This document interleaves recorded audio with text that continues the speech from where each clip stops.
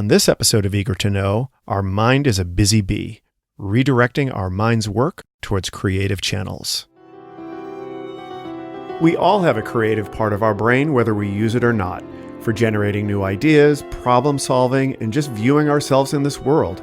I am Ricky McGeckran, an artist living in Chicago, and I am eager to know and share with you all how people of a creative leaning have brought this way of thinking to the forefront and how it has shifted outcomes. I met Pete Barker at the record store right around the corner from my home where he works. He shared with me the music that he writes, and we spoke about his relationship to this music. He mentioned his experience with mental illness and how that related to creativity.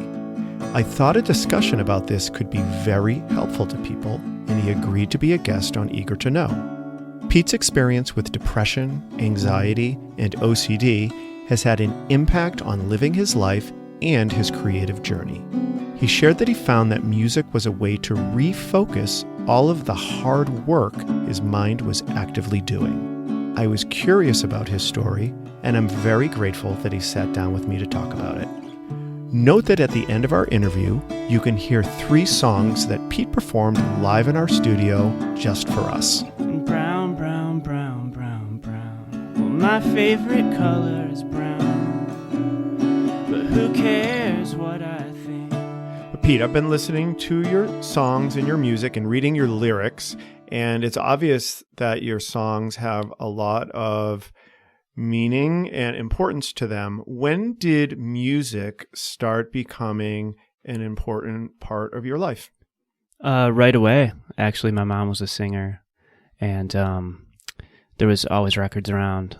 She sang all the time, almost to the point of, being annoying. But just music right away was like a safe place for me. So your mom was like singing in the house, like singing along with records, or she is a singer? Well, she's a singer. She sang in the Detroit Concert Choir for a number of years, and they competed internationally. They won Choir of the World in the 90s, 96, I think, in Wales.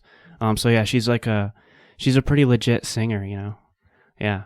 But I also kind of I moved around a lot as a kid. I had a lot of babysitter, a lot of shuffling around, new apartments and stuff like that. So music was definitely like a blanket. So was music was it sort of like something that was consistent with a lot of things changing? Music was exactly. kind of like yeah. Mm-hmm. Interesting. So when you say right away, I mean, is this like as soon as you remember being aware of the world, you remember music?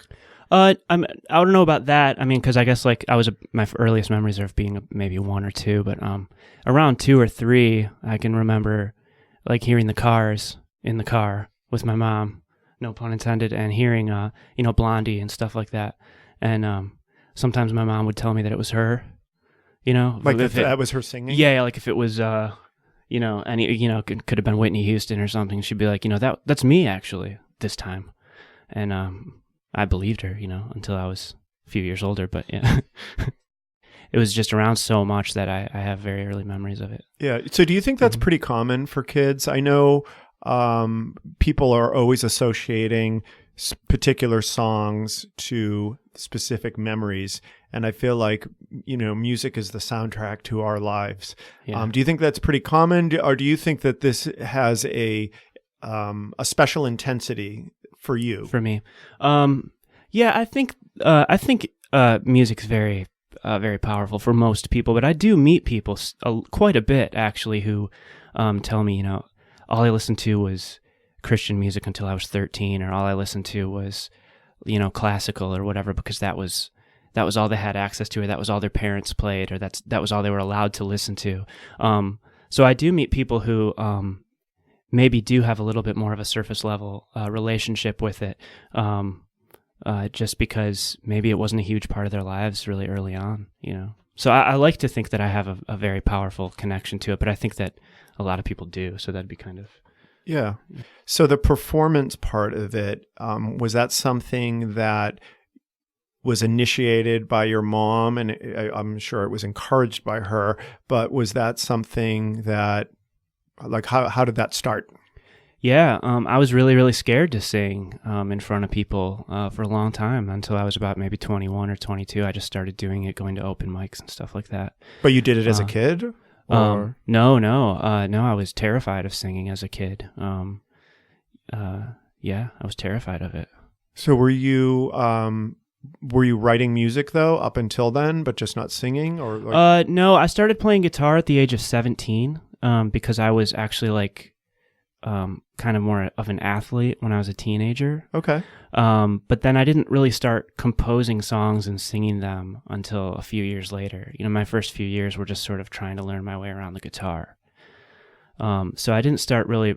Once I started writing songs, though, I didn't like have an excuse anymore. I had to sing them. Otherwise, it was like, what's the point of even doing this? Yeah. So I just had to sort of start, like, even if it was just like a little around my friends, just so they'd kind of hear me sing even like a tiny bit. Yeah. Yeah.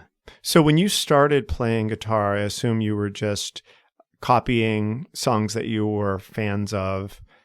You were a fan of. Were you taking proper lessons, or were you just learning on your own? No, I was just learning on my own. Yeah, I had some song books. I had a Beatles book. I think a lot of people did. I had, or still do. I had a couple of Smashing Pumpkins books, and I had a cousin who was actually taking lessons. So I'd go over to his house and kind of like be like, show me what you learned or whatever. So sort of secondhand lessons, I guess you could say.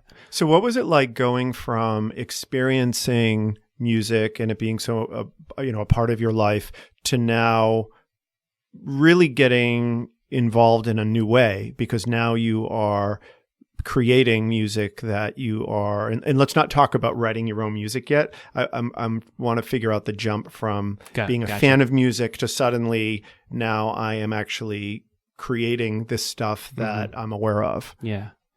So can you phrase the question? Was that scary? Was it like, oh my gosh, this is amazing? That like, what was the experience or the emotions of playing the guitar and actually creating music? Yeah, it was the coolest thing in the world, because I just wanted to be like the few people that I admired, like Robert Smith or Billy Corgan or whoever it was, and I knew I didn't just want to play the guitar, like just be a guitar player in a band. Not that there's anything wrong with that, but that I wanted to use the guitar as a tool to create something else. Okay, so did that happen? A piece of art. Did that happen pretty quickly? Like yeah. Oh, really? Okay. Yeah. Mm-hmm. Yeah, so within the first few years, I started writing little bits of just kind of instrumental stuff, on the guitar. But then sort of adding lyrics and actually having something to say and not being afraid to sing, that took a few years. So It wasn't until my early 20s that I was really doing that. So was that hard to come up with the material, or was it something that just sort of felt natural? Like, this is something, I finally have a channel for stuff to come out of me type of thing? No, it wasn't hard, but I did write a lot of horrible stuff. You know what I mean? And that was kind of, that was definitely for me part of the growing process. So I never thought that I was incapable. It was never like I was hitting a wall, like, people talk about writer's block or whatever. I've always written a ton, but I just wrote so much stuff that wasn't good. And actually within a few years, I started being able to recognize that and say, this is not something that I can move forward with.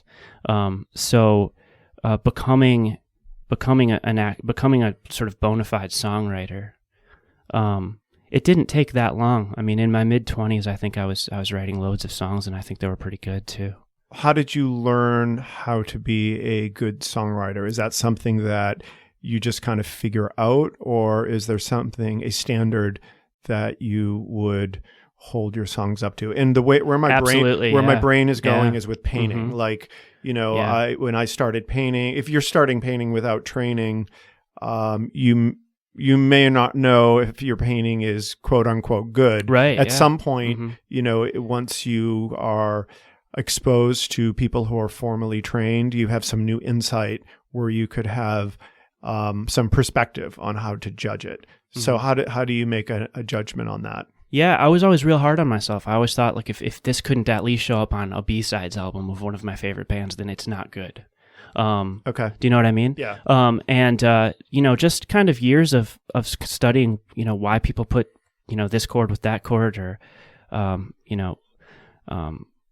what kind of weight these chords have, or that this lyric might have. Yeah. And like things like it's not just writing like part A, but does part A go with part B, and etc. I think that takes like loads of time and commitment, and a little bit of intuition too. And I'd like to think I have that, and I think most people are kind of biased and think that they do. So I'm not unique in that way, but I like to think that I have that sort of intuition about taking pieces and putting them where they go, as far as writing a song. Yeah, I mean, I guess it's a little bit of talent, and it's a little bit of hard work too. Okay, so a combination of creativity and technique. Right. Exactly. So when you have this music that you wrote in the past, are they recorded, or are they? So these are all recordings that you have. Yeah, I do have some early recordings. Yeah, absolutely. I used to go record with a buddy. He was kind of more the producer engineer, and I would just sort of show up with a guitar and we'd record a few songs. So do you just have like all this old stuff that you don't think that's any good? I do. Yeah, I've got loads of old stuff. Actually, that friend he actually lives near Andersonville. He has more than I do. I have hardly any of it. So sometimes I'll have to bug him and go write him an email or something. Say, hey, remember that second album that I did? Can you pass it along to me? Because I haven't heard it in 10 years and I want to hear what it sounds like. I swear to God. So he'll, that kind of stuff will happen. One of the biggest challenges I have as a painter, well, not the biggest, but that's kind of annoying, is when I have a painting that I create, I have this asset. Like I have this thing, this physical thing. Like, what do I do with it if it's not good? Do I keep it? Do I just like stack them all up in my studio? Do I paint over it? And you end up like with all of this inventory of things. Yeah. And I always tell people, like, if you're a musician, like, it just goes into the ether that you write, or it's just a recording, so you don't have to deal with it. But as a painter, it's something physical that I have to deal with. Yeah, it's like in a room. It's like sitting in a room. It is in a room that I have to I have to physically manage it. So when you were talking about a song, is it, obviously there's music and there's lyrics. Do the two work together to create a song, or can you have a song that's just, I'm not worried about the lyrics, I'm really judging it on the music? Like, how do the two work together?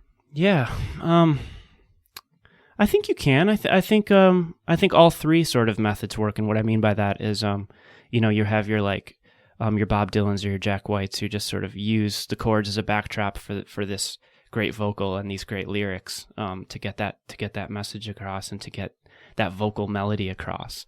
And that's not to imply that there's no harmony between the two, but it really is more about the vocal and the lyrics. And that's fine. That's not really what I'm into, but I kind of like to find the perfect vessel, and that would be the music or the chords, and then to sort of get in it, and that's where the lyrics come from. So you start with the music? I typically, yeah, absolutely. If I'm just sitting around strumming certain chords or something, and I get this very heavy feeling from it. I'll have to kind of get in that ship and go with it. So the lyrics are more or less dictated by the chords that I'm hearing. And so do they just come to you, or do you think of lyrics and you write them down? And I typically don't write them down first. I write them down after I've begun the process of the song. But there is always this latent there's these latent things in all of us, right? So there's things we want to say. There's things that bother us. There's things that cause us panic and anxiety, or fear, hatred, whatever. They're sort of just always boiling underneath. Mm-hmm. So it always just takes a few chords to kind of pull them out of you. And then if you find yourself just uttering, you just utter like one phrase over the chords, you're kind of like, that's exactly it, That sounds like you have a big advantage that, because people do have all of this stuff boiling inside of them. Yeah. And if you can like bring that to the surface with music, absolutely. That's a huge advantage that you have that most people don't have. Would you agree? Yeah, sure. Yeah. It's a great tool for, for finding your way through life, I think. Yeah. Mm-hmm. Now you had, when we spoke on the phone, you had mentioned that, you had said that you had used music as a way to like process and deal with things. Can you talk about that a little bit? Yeah, absolutely. music makes me happy, and so I do play it when I'm happy. So it's not just something that I kind of look to when I'm sad. But as far as what am I going to pull from? What are these feelings that are boiling under the surface that these chords are going to pull out? A lot of those come from a lot of my own struggles, which with mental illness and things of that nature. But the music always makes you happy when you're doing it? Oh, absolutely. The whole process makes me super happy.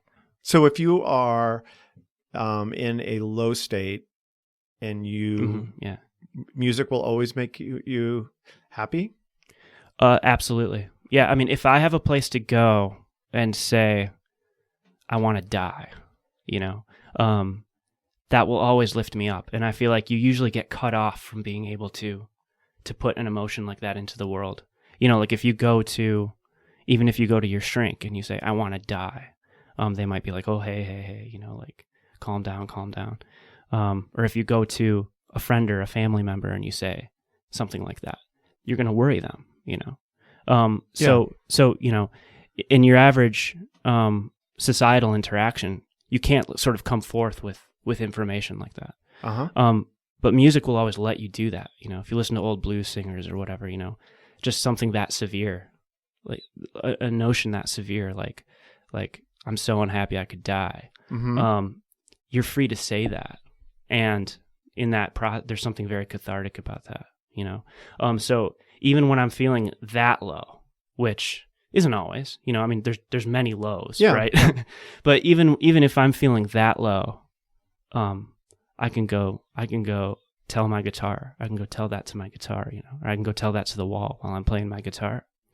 And something really cool might come out of that. And even if it doesn't, I'm still having fun trying to compose a song. Right. Would you equate it to like a release type of thing? Without question. Yeah. I wouldn't be able to live without playing, without writing songs and singing. I couldn't imagine it even. Huh. Do you think that, wow, that just makes me think how lucky you are that you have that as a tool. I know I said that, but yeah, no, you're right. I am very think, lucky. Yeah. I think that's amazing because I feel like so many people life in general is just fucking a big challenge. Yeah, absolutely. and it causes all sorts of thoughts, feelings, and emotions that are very painful. But I know you had mentioned, a mental illness, if, that is going to escalate or like inflame things even more. Mm-hmm. Yeah. So people use all sorts of things to deal with that. And Sure. and having music, that's really that's incredible. When did you realize that was something that you had available to you? That outlet for my feelings? Yeah. Yeah. So when we think about where you are now and you Mm-hmm. have this tool to deal with emotions, where are you today? Like, how does it work for you now? Is, mental illness something that you currently have to deal with? And how does music work with that? How does that help that? How do they work together?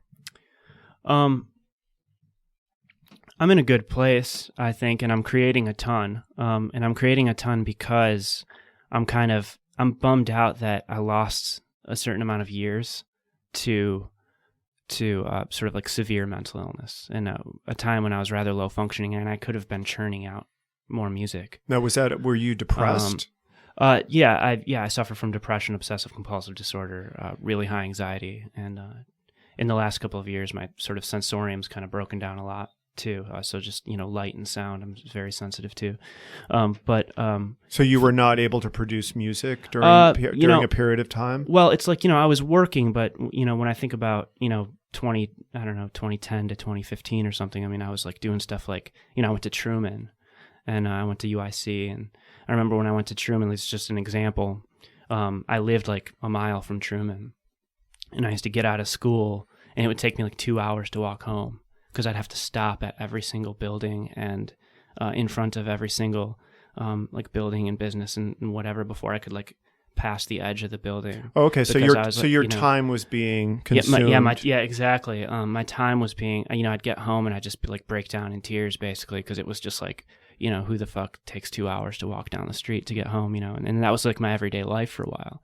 And I just couldn't help but thinking I was, jealous of friends who were making music at the time, or, I couldn't help but thinking, this friend of mine or this person, they just in that situation, they would have just gone home after school and picked up their guitar and started playing, they would have just done things sort of in a fluid manner. And I don't really get to do that. That was kind of like, I was so sad about that, I can totally see that, because not only are you upset that you're dealing with this situation of, it taking a long time, but then you're looking at others and comparing what other people are doing, and it makes you feel even worse. Right, of course. So I can relate to that in other areas. Yeah.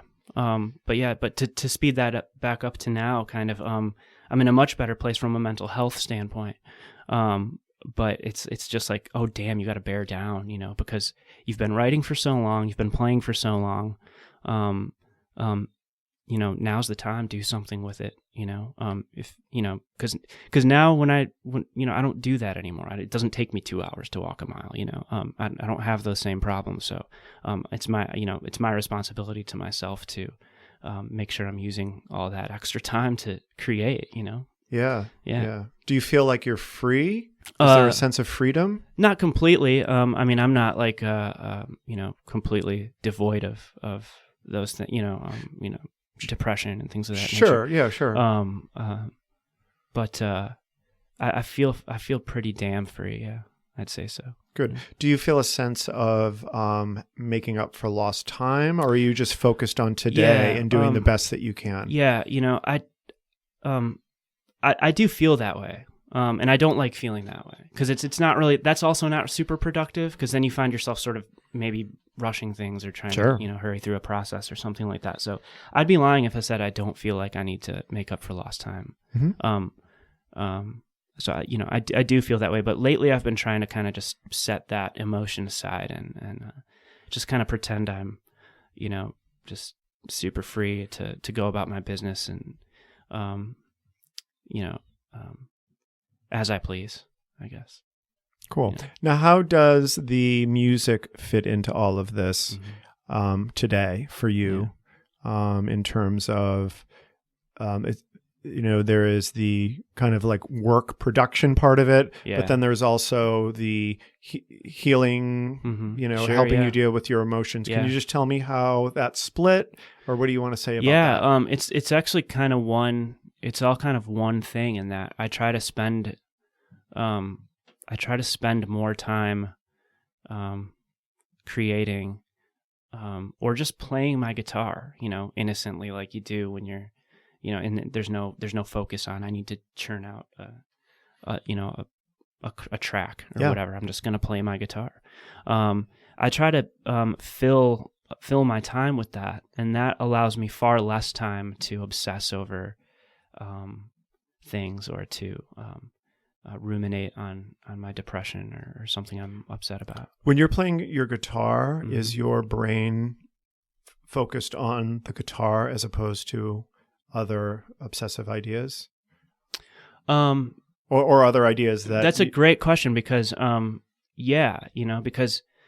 I was told in therapy a while back that that I'm creative, and that a lot of my obsessive thinking, it's very creative. I grew up with a lot of magical thinking. I grew up with a lot of religion, but I mean truly toxic stuff, like a lot of end of the world kind of shit, and miracles here and all that kind of stuff. So there's always been that element to my thinking. A lot of my mental illness is obviously inherited. It's genetic, but that nature and nurture kind of combination is pretty deadly. So there's always been this fantastical element to my suffering, and a lot of that is my own sort of creativity. Believing that this thing that is impossible is, well, maybe it's possible. And to sort of like, and to go down that road in my mind for hours, days, weeks, whatever. I don't really do that anymore, because I try and take that creative energy and redirect it towards something like music, for instance. if that makes sense. It makes total Yeah. sense. It makes total sense to me. Mm-hmm. So you mentioned being heard. Can you Yeah. tell me about when people are hearing your music and really receiving it in the way that you intended it? Can you tell me about that experience? Yeah, I think it's, part of it's my fault because I don't think I've done enough to really get it out to as many people as I can get it out to. But, I in the aughts I would give my CDs to friends, and they didn't have a choice; they had to listen to it because they'd like set it in their car in one of those silly 10-disc things that you tie to the visor that you pulled. I don't remember what they're called, but they'd like have to listen to it because it'd just be like right there, and they'd come back and I'd get good feedback, and I'd hear it in my friends that would, if I'd play a show or something, which was fairly rare, but I'd play out and they'd come see me. And so that was always a great experience. Now, I share things online and it's like, people can sort of like and run, you know what I mean? So like, you get likes and everything, but it's like the engagement overall is very much down. So I'm personally struggling getting people to stop what they're doing. We're all moving really fast. We're all trying to work and but when it does click, and I do have certain friends who really take the time and they'll even text me and say, I haven't listened to it yet, but that's because when I do, I want to sit with it and listen to it like 2 or 3 times, and I just want to make that my evening. Nice. And that's like really heartwarming to me. Of course. And then when they do, eventually get back to me and they say, I loved it, or they say like, they'll like point out a lyric from a song or something. I'm just like, wow, that's so cool. Thank you for doing that. Nice. I try to do that when I have friends who make a record or a painting even, or, really spend some time with it. So yeah, that makes sense. Yeah. If you had your way, what would be the best way for people to receive the music? Would it be listening to it on a CD, or would it be performing it live? I do like performing live when I do it. It's one of those things like, I guess like getting out on the dance floor at a wedding or something. It's like, people don't want to do it, and then they get out there and then they're like suddenly having a great time and you can't get them off the dance floor or something. I don't play out a ton. And then I it frankly scares me a little bit, obviously, to play my songs for certain people, to be on stage in front of people. It's a little scary. But then when I do it, I feel really good. But to properly answer your question, if I could, have my albums pressed on vinyl and sort of distributed to a number of stores, that'd be like the coolest thing in the world. Yeah. Okay. Yeah, I mean, vinyl. Like I work at a record store and just digging, which is where we met. And just digging through bins of vinyl all day. You pick some up and you look at them and you're like, God, this is so beautiful. I want one of these. But I don't want this one. I want one it's me on it. And it's me making the recording the songs and all that. So I've never had a vinyl pressed, and I think I would love that. Oh, I think you will. Yeah, I hope so. Yeah, I'm sure you will. Good. I'm sure you will. Thank for sure. So if I were to go to Rattleback Records in Andersonville, where you work, mm-hmm. and I was to look for this vinyl album mm-hmm. that we are planning on getting pressed for you at some time, what section would it be in? At Rattleback Records, it would be in the pop rock section, okay. because we kind of integrate a lot of sort of classic rock, hard rock, even electronic. When I say electronic, I mean more or less like radio-friendly electronic or club-friendly. What if I were to go on iTunes? What category would it be in there? You could probably find my stuff on like sort of dream pop. I wouldn't necessarily say synth pop, but dream pop, folk, rock. I think those are kind of like the most accurate labels. So do you have any advice to people that are dealing with just struggles or mental illness as it relates to a creative outlet and using creativity as a way to channel that? Yeah, 2 things. One thing I touched on was trying to, I know that everyone suffers kind of to different degrees, but I know that when people are angry, when they're depressed, when they dwell on thoughts for endless periods of time, or to the point where they're sort of incapacitated, stay in bed all day, things like that. That requires a lot of work. That's hard work. And I know that people who suffer know that, so I don't mean to condescend, but Yep. but that's hard work. And if you could find a way to refocus that work, you'll get a lot of happiness out of that, I think, and you'll find yourself creating things you didn't even know, you could. Do you know how someone could figure that out? Yeah, I mean, that's like yeah. a big ask for course, someone, yeah. That makes complete sense to me. Mm-hmm. But you're right, it's a huge ask. It's a huge ask because I know people that what would I tell someone? Yeah, well, the thing is, like, I can kind of amend what I've just said by saying that that has taken me like years to kind of do. So it's not like I could just sort of wake up one day and say, I'm not going to be unhappy today. I'm going to focus on work instead. So it's very much like a one foot in front of the other process. But even just the mindfulness of going, oh my God, I'm like working my ass off on my own suffering right now. How can I, I'm just going to go, I'm just going to go sing for a little bit, or I'm just going to go, strum my guitar for a little bit. Those periods, those sessions, they will pull something out of you, and I think that once you find the pleasure in that, you'll kind of go back. It's sort of like the being driven by the pleasure of it all, I think kind of will put you in that habit more frequently. And that's why I say it's a one foot in front of the other process. Yep. Yeah. And I think it can be, I think everyone has to find what that is, whether, for you, it's obviously music and creating music. For me, it's visual arts. For some people, it's writing. I mean, writing, I think, is a great thing. Yeah. But yeah, I mean, trying to use creativity as a way to channel all that stuff that's going on in our brains, because it is a lot of work. It's a lot of work. We spend many people, including me, spend a lot of mental brain cycles on things that aren't really productive, right? And they're destructive. Absolutely, yeah. I think we're kind of wired that way for the most part, and then just people who suffer with certain mental illnesses, kind of that's accentuated, So maybe that. That non-productive spinning is kind of spinning even a little harder and a little faster. So I totally understand that. It's definitely something that plagues most artists to some degree. Yeah, definitely. Cool. And you're a great painter, by the way. I've been hesitant to say that because I didn't want you to think I was kissing your ass ahead of it. But I've seen some stuff on Instagram and Facebook that I thought was fantastic. So you'll be hearing from me in the future, now that we've done this, but okay, well, thank you. That means a lot to me. Of course, sure.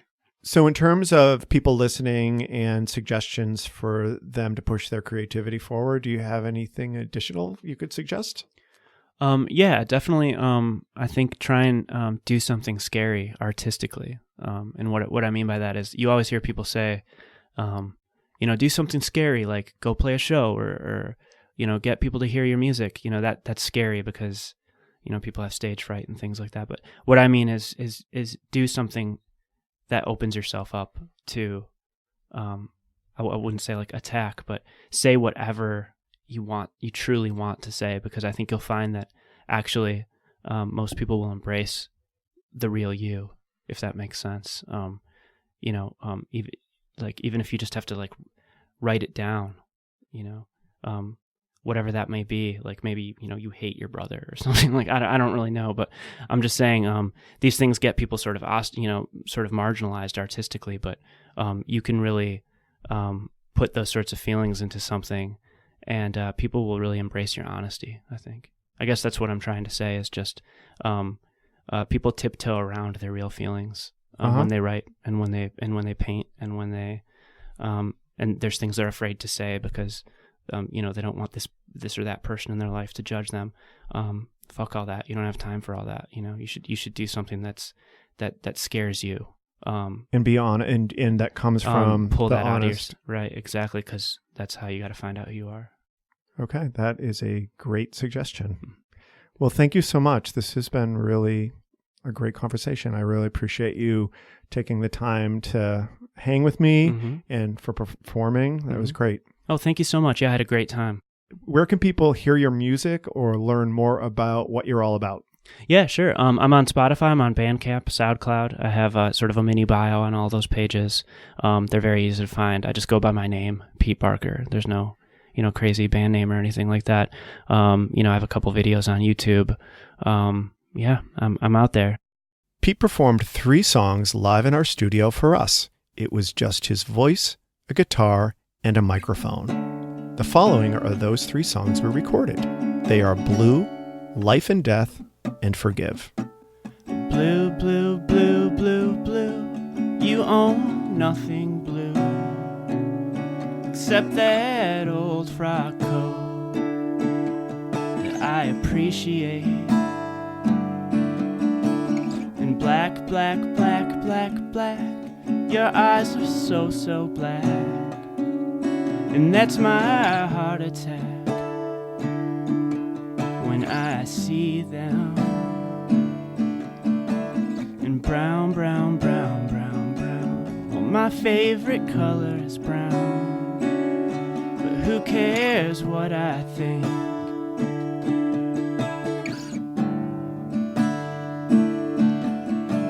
And red, red, red, red, red. Your lips are so, so red. And I am almost dead, so I can't have them.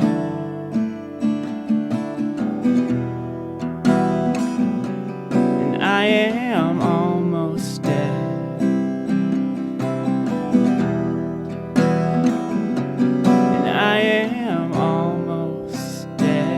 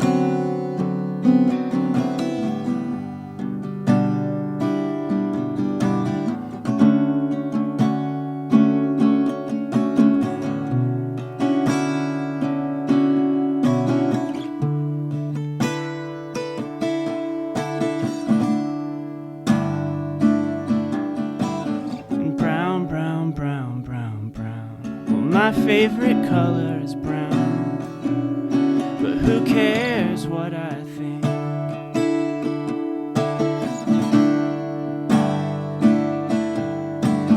Red, red, red, red, red. Your lips are so, so red. And I am almost dead, 'cause I can't have them.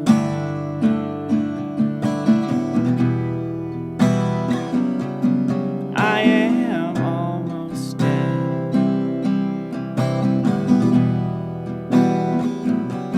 And I am almost dead. And I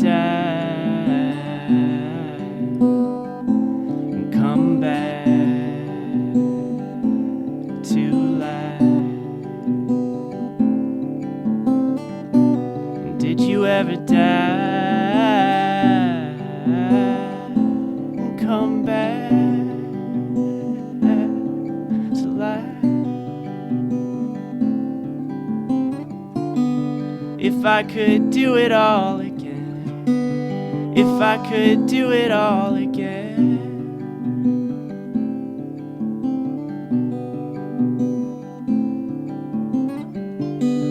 If I could do it all again, well, I wouldn't do it all.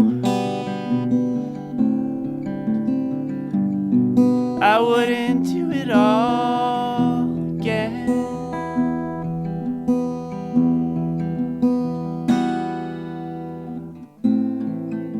And how do you think that feels? And how do you think it feels to hear the wind hit the trees and the birds hit the moon,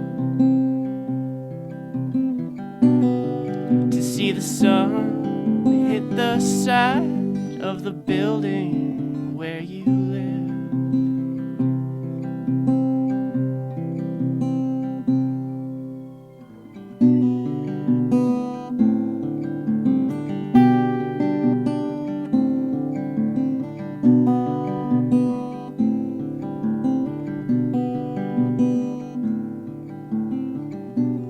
Did you ever die and come back to life? Did you ever die and come back to life?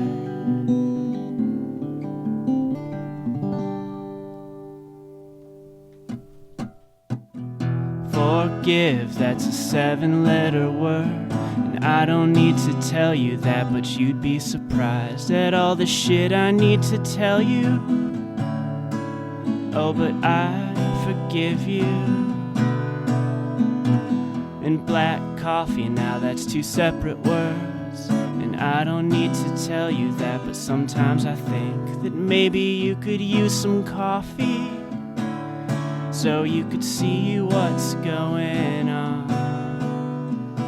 Sometimes I think about you walking around in the town that you live with no shits left to give.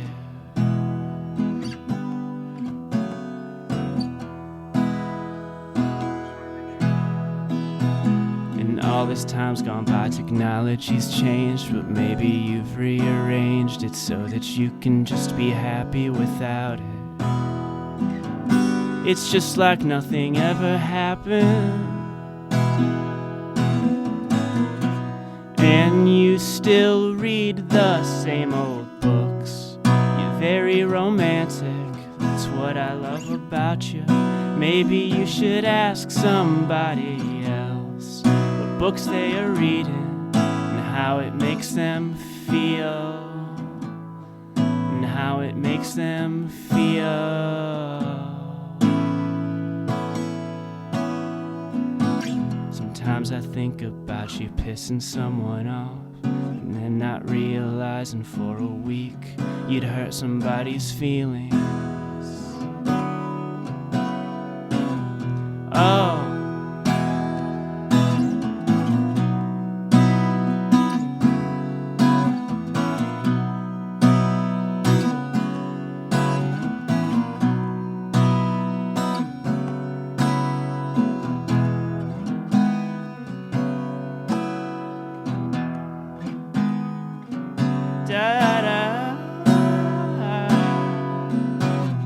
black coffee, now that's 2 separate words, and I don't need to tell you that, but sometimes I think that maybe you could use some coffee so you could see what's going on.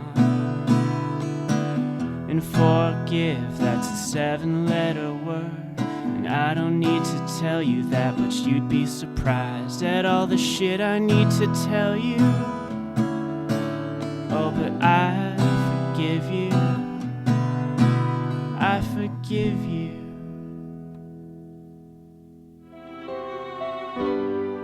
My name is Ricky McGuckran, and you have been listening to Eager to Know, the podcast. If you haven't already, please go to Apple Podcasts and subscribe, rate, and review this podcast. Join me next week for another Eager to Know podcast.